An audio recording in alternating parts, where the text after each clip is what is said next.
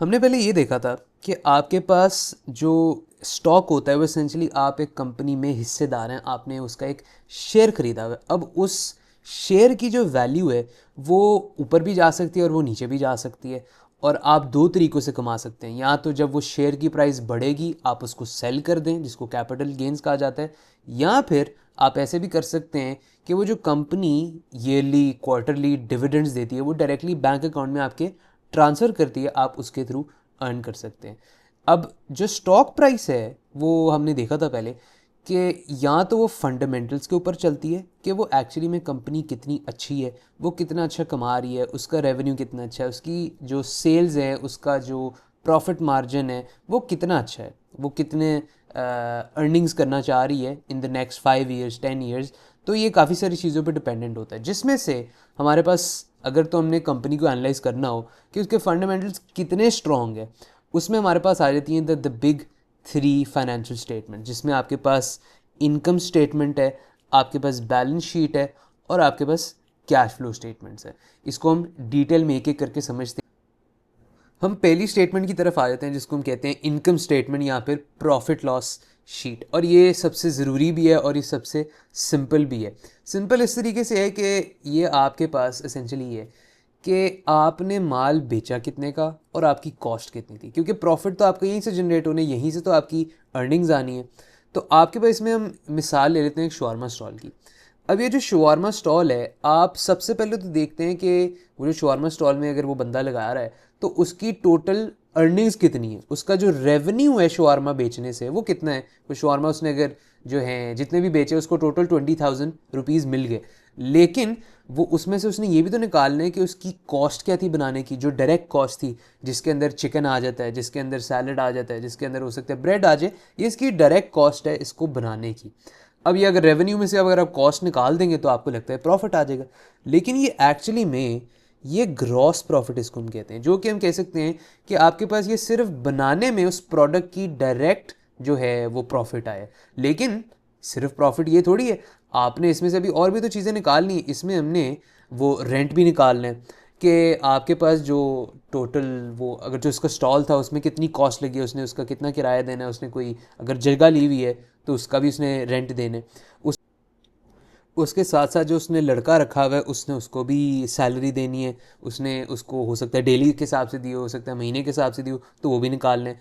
उसने जो शवारमा बनाने में जो बिल लगा है जो कि यूटिलिटीज़ का आ जाता है, जैसे कि इलेक्ट्रिसिटी है, जैसे कि गैस है, वो भी उसने पे करने। जो मार्केटिंग कॉस्ट है कि अगर तो उसने सोशल मीडिया पे मार्केटिंग कैंपेन लगाई हुई है, या फिर उसने फ्लायर्स प्रिंट करने हैं, या फिर उसने सिंपली डिस्ट्रीब्यूट करनी है और अपनी मार्केट को अवेयर करना है उसके प्रोडक्ट का, तो इसकी भी कॉस्ट है।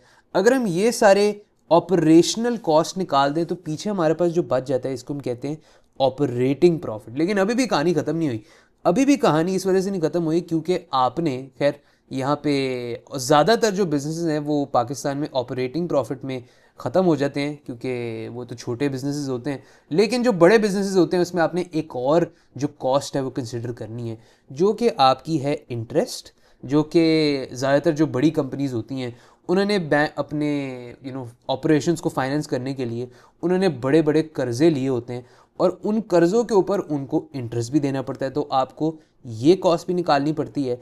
और अगर तो क्योंकि पाकिस्तान स्टॉक एक्सचेंज पे सारे फॉर्मल बिजनेसेस होते हैं, टैक्स पेइंग बिजनेसेस होते हैं, तो उसमें आपने टैक्स की भी कॉस्ट निकालनी है जो कि आपने हुकूमत को अपना हिस्सा दे दिया।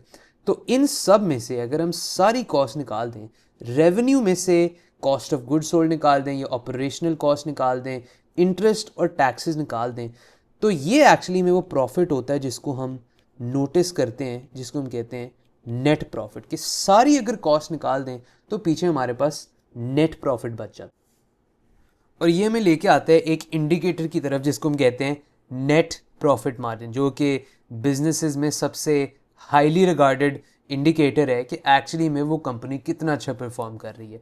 कि आपके पास ये जो नेट प्रॉफिट है इसकी वैल्यू से हमें फ़र्क नहीं पड़ता, ये 5 रुपये 10 रुपये लाख रुपये 2 करोड़ रुपये है। आपने ये देखना है कि ये जो नेट प्रॉफिट है ये कितना हिस्सा है आपके रेवेन्यूज़ में से। कि अगर तो ऐसे आपका रेवेन्यू बहुत बड़ा है, मतलब लेट्स से हम ज़्यादातर इसमें कंफ्यूज कर देते हैं। लेट्स से कि किसी स्टोर पे हमें पता लगता है कि जो है ना वहाँ पे रोज़ की 5 करोड़ की सेल हो रही है, लेकिन वो 5 करोड़ की सेल जो हो रही है उसमें से अगर आपका कॉस्ट ही 6 करोड़ है तो नेट प्रॉफिट तो आपका नेगेटिव में हुआ। तो हमने ये देखना है कि आपका रेवेन्यू के रिस्पेक्टिव आपका प्रॉफिट एक्चुअली में कितना ज़्यादा है। तो इसके लिए हमारे पास इंडिकेटर है, इसको हम कहते हैं नेट प्रॉफिट मार्जिन, कि आपके पास अगर आप नेट प्रॉफिट की वैल्यू को रेवेन्यू से डिवाइड कर दें और 100 से मल्टीप्लाई करें तो आपको परसेंटेज मिल जाती है। एग्जाम्पल हम इस तरीके से ले लेते हैं कि आपके पास लेट्स से कि शवारमा बेचने से आपको टोटल जो पैसे हैं वो 100 रुपये मिलते हैं, और आप अगर सारी कॉस्ट निकाल दें तो आपका जो नेट प्रॉफिट बनता है वो एब्सोल्यूट वैल्यू में 40 रुपया बनता है, और अगर आप इंटू 100 करते हैं तो आपको वैल्यू मिलती है 40%। अब ये 40% काफ़ी अच्छा इंडिकेटर है, क्योंकि ये बता रहा है कि आप अगर 100 रुपया कमा रहे हैं तो उसमें से बेशक 100 रुपया कमा रहे हैं, करोड़ रुपया कमा रहे हैं, 10,000 रुपये कमा रहे हैं, आप जितना भी कमा रहे हैं उसका 40% जो है वो आपका नेट प्रॉफिट है, वो आपकी जेब में जा रहा है। That is absolute real earning, सारी की सारी कॉस्ट निकाल के। तो ये जो वैल्यू है यही इंडिकेट करेगा कि आपकी प्रॉफिटेबिलिटी कितनी अच्छी है। अगर तो कंपनी की सेल्स बहुत अच्छी हैं लेकिन उसकी कॉस्ट इतनी ज़्यादा और नेट प्रॉफिट कम हो गया तो इसका मतलब कि तो प्रॉफिटेबिलिटी बहुत पुअर है। तो इस वजह से हम सिर्फ सेल्स से नहीं एग्जैक्टली बता सकते कंपनी कितनी अच्छी परफॉर्म कर रही है। हम सारे फैक्टर्स को देखना पड़ेगा कि टोटल कॉस्ट कितनी है, टोटल रेवेन्यू कितना है, और फिर जो एंड पे बच जाता है आपने उसको फैक्टर इन करना है कि this is the actual earning जो कि कंपनी जो है सेविंग्स में लेके जा रही है, जो कि फर्दर वो री इन्वेस्ट कर सकती है या तो वो शेयर होल्डर्स को डिस्ट्रीब्यूट कर सकती है। और यही जो हिस्सा है, ये जो नेट प्रॉफिट है, इसी नेट प्रॉफिट ये जो अक्यूमुलेट होते हैं, जो इकट्ठे होते हैं कंपनी के पास कुछ सालों में, यही जो है वो फिर शेयर होल्डर्स को एज डिविडेंड जो है अपने बैंक अकाउंट्स में डायरेक्ट ट्रांसफ़र कर देती है।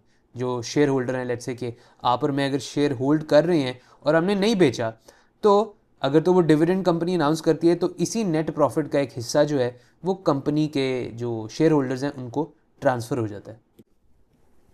अब हम आ जाते हैं दूसरी फाइनेंशियल स्टेटमेंट के ऊपर, जो कि है बैलेंस शीट। अब बैलेंस शीट इनकम स्टेटमेंट से किस तरीके से डिफरेंट है। सबसे पहली बात, जो इनकम स्टेटमेंट है वो होती है एक सर्टेन टाइम पीरियड की, वो एक साल की होती है कि इस साल में हमारे रेवेन्यू इतना था, इस साल में हमारा कॉस्ट इतनी थी, तो वो जो प्रॉफिट होता है वो भी ईयरली क्वार्टरली बेसिस पे कैलकुलेट होता है। बैलेंस शीट इस तरीके से फ़र्क है कि ये आपको बताता है आपकी कंपनी की करंट हालत क्या है, उसमें करंट सिचुएशन क्या है, कि आपके पास कितनी चीज़ें इस टाइम पे मौजूद हैं और कितनी आप ओ करते हैं और लोगों को, जो कि लाइबिलिटीज़ होती हैं। तो आपके पास जो बैलेंस शीट होती है उसके दो हिस्से होते हैं। एक तो आपके पास होते हैं आपके एसेट्स, और आपका दूसरा हिस्सा होता है liabilities and share holder equity का। अब एसेट सिंपली क्या है, आपके पास जो एसेट है वो ये है कि आपके पास कितनी चीज़ें आप ओन करते हैं, जो कि आपके पास जिस तरीके से कैश पड़ा हुआ है, वो जो जैसे शॉर्मा स्टॉल है उसके पास टोटल कैश होल्डिंग कितनी है, उसके बाद जो इक्विपमेंट है, उसका जो स्टॉल है, उसकी जो मशीनरी है, उसके जो पैन्स हैं, उसके जो और जितनी भी सारी चीज़ें हैं जो वो एज अ इक्विपमेंट यूज़ करता है टू मेक द शवारमा, वो सारा इक्विपमेंट में आ जाता है। फिर आपके पास उसकी इन्वेंटरी आ जाती है कि उसके पास चिकन कितना पड़ा, उसके पास सैलड्स कितने पड़े हुए हैं, उसके पास जो ब्रेड है उसका कितना स्टॉक है, ये सारा उसका इन्वेंटरी में आ जाता है। फिर आपके पास एक और होता है accounts receivable. Account receivable simply ये है कि आपके पास लेट्स से कि कुछ लोग हैं जो कि शवारमा ख़रीद के जाते हैं, लेकिन उन्होंने मंथली हिसाब रखा होता है कि यार महीने के एंड पे तुम हमसे पैसे ले लेना, और सारा जो महीना है वो उनका कर्जे के बेसिस पे चलता है कि शवारमा आपको मिल गया लेकिन पैसे आपने मंथ के एंड पे दिए। तो ये भी अकाउंट्स रिसीवेबल एसेट में आ जाते हैं, क्योंकि इसकी वजह से आपको कैश आएगा। फिर आपके पास आ जाते हैं लाइबिलिटीज़। अब जो लाइबिलिटीज़ है वो सिंपली ये है कि आप क्या चीज़ ओ करते हैं किसी और को। जैसे सबसे जो बड़ा हिस्सा है वो होता है लोन्स, कि आपने अगर कर्जा लिया हुआ है कुछ भी चीज़ चलाने के लिए, तो उसमें से वो लोन एक ऐसी चीज़ है जो आपने इन द फ्यूचर किसी को वापस करनी है। अगर आपने 1,000 रुपये का कर्जा लिया हुआ है तो वो 1,000 रुपये आप किसी और को ओ करते हैं इन द फ्यूचर। और फिर आपके पास आ जाते हैं एक और लाइबिलिटी जो कि अकाउंट पेएबल है। अब लेट्स से कि अकाउंट पेएबल सिंपली ये है कि आपने कितने लोगों को और पेमेंट करनी है इन द फ्यूचर, कि आपने उनसे कर्जा लिया हुआ एक तरीके से। कि जैसे कि आप अगर तो शवारमा स्टॉल है, अगर उसने चिकन किसी सप्लायर से मंगवाता है, लेकिन वो चिकन से अगर डेली वो सप्लाई करता है तो वो उसको रोज़ रोज़ पैसे नहीं देता, वो उसको इस तरीके से करता है कि तुम सारा महीने मुझे इतना किलो चिकन देते रहना, लेकिन मैं महीने के एंड पे मैं तुम्हें इसकी पूरी पेमेंट कर दूंगा। तो इसका ये हम अकाउंट पेएबल में डाल देते हैं कि हमने in the end of the month हमने उसको पैसे देने हैं। और फिर आपके पास लास्टली आ जाता है इक्विटी। इक्विटी सिंपली ये है कि आपका टोटल जो बिजनेस है उसमें से शेयर होल्डर जो जिसने बिजनेस स्टार्ट किया उनका कितना हिस्सा है।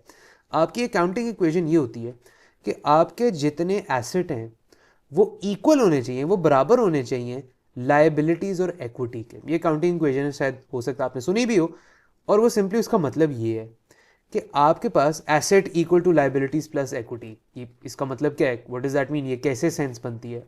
बड़ी सिंपल सी बात है कि आपके पास देखें जितनी आपके एसेट्स हैं, जितनी चीज़ें आप ओन करते हैं, वो कहाँ से आई हैं?